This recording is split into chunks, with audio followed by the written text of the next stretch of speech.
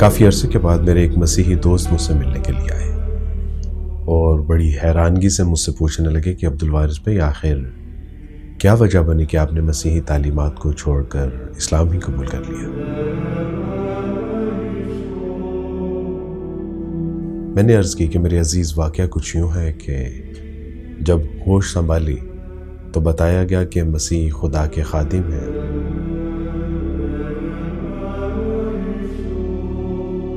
اور پھر کان میں یہ بات پڑی کہ وہ خدا تعالیٰ کے بیٹے ہیں، اور ساتھ ہی یہ بھی بتا دیا گیا کہ وہ محض خدا تعالیٰ کے بیٹے نہیں بلکہ اس کا جز بھی ہیں۔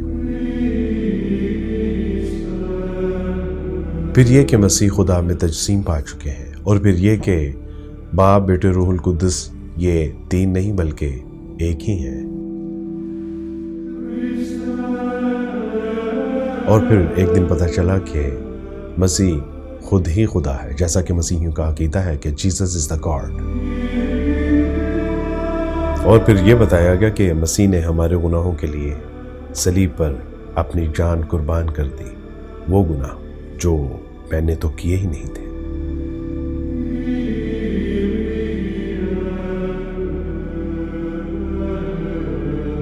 مسیح علیہ السلام سے متعلق اتنا دقیق اور الجھا ہوا عقیدہ تصور میں نہیں آتا کہ یہ سب کیا ہے۔ یعنی ایک وقت میں اتنی صفات، وہ خادم بھی ہے، وہ بیٹا بھی ہے، وہ جزء ثلاثہ بھی ہے، اور اس کے ساتھ ساتھ وہ انسان بھی ہے اور خدا بھی ہے، اور خدا ہونے کے ساتھ وہ صلیب پر قربان کر دیا جاتا ہے۔ میں آپ سے سچ کہتا ہوں کہ ان باتوں پر ایمان لانا یا یقین کرنا میرے لیے نہایت مشکل تھا۔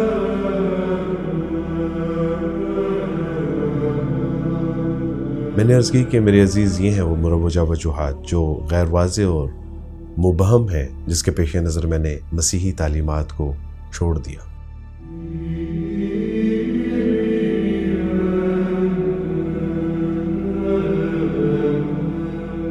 میں سمجھتا ہوں کہ پوری مسیحی قوم کے اوپر اسلام کا یہ احسان ہے کہ مسیح علیہ السلام کا ایک ویسا نقشہ پیش کیا اسلام نے کہ جیسا حقیقت میں مسیح علیہ السلام تھے۔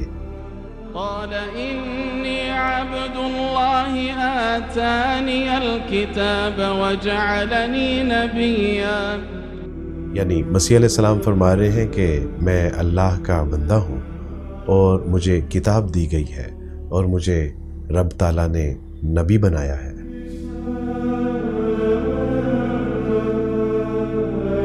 اور ایک دوسرے مقام پر مسیح علیہ السلام کا ارشاد نقل کیا گیا ہے، وَإِنَّ اللَّهَ رَبِّي وَرَبُّكُمْ فَاعْبُدُوهُ هَذَا صِرَاطٌ مُسْتَقِيمٌ۔ بے شک میرا اور تمہارا رب اللہ ہی ہے، بس اسی کی عبادت کرو اور یہی سیدھا راستہ ہے۔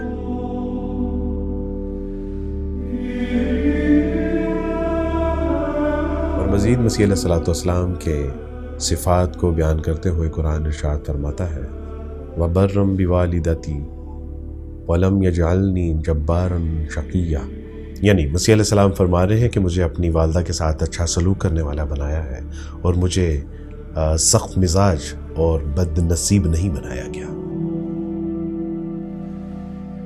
مزید مسیح کے کفارہ صلیب کے بارے میں قرآن ارشاد فرماتا ہے کہ وَمَا قَتَلُوهُ وَمَا صَلَبُوهُ وَلَكِنْ شُبِّهَ لَهُمْ، یعنی مسیح علیہ السلام کو نہ تو قتل کیا گیا اور نہ ہی ان کو صلیب دی گئی، بلکہ ان کا معاملہ مشتبہ کر دیا گیا۔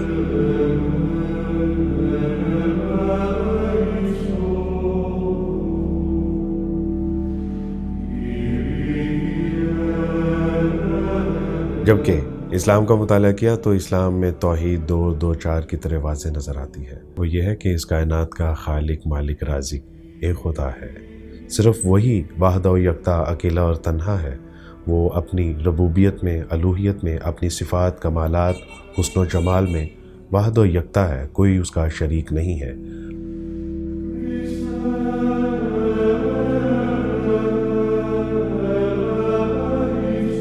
جس کے بارے میں مسیح علیہ السلام فرماتے ہیں کہ خداوند تیرا خدا ایک ہی خدا ہے جس کو اپنے پورے دل، اپنی پوری جان اور اپنی پوری طاقت کے ساتھ محبت رکھو۔ Not even the angels in heaven, or the Son, but only the Father. Beyond God, the alone. مزید اسلام ایک مکمل ضابطۂ حیات ہے جو نہ صرف دنیا بلکہ آخرت کی کامیابی اور کامرانی کی بھی ضمانت دیتا ہے۔